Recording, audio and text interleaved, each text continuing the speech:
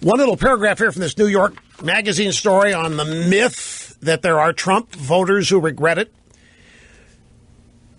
Penn State political scientists Eric Plutzer, Michael Berkman summarized their findings in another place, a Washington Post column.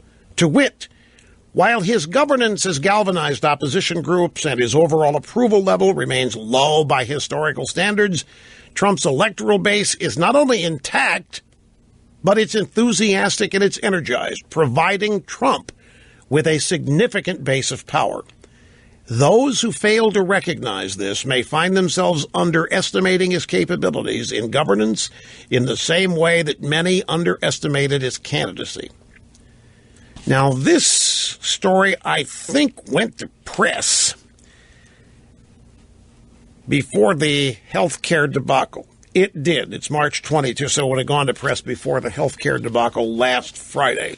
But the premise still holds.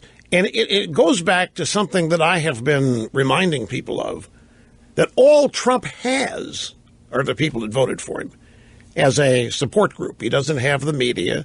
He doesn't have, a community of think tanks and other intellectuals. Everybody in that group, people, is a never-Trumper or an anti-Trumper or ambivalent. But Trump's base is all he's got, and they are still with him.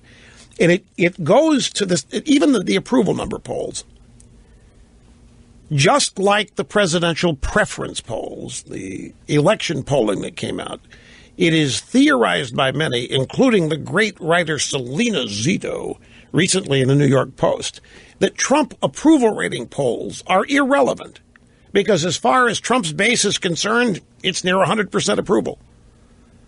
But the pollsters are not finding those people. They are white working class workers, people in cities all over America, but they are not found by pollsters. And so the approval and disapproval numbers that Trump is getting, that are being reported on, are probably not based in much reality, just like the pre-election polls were not.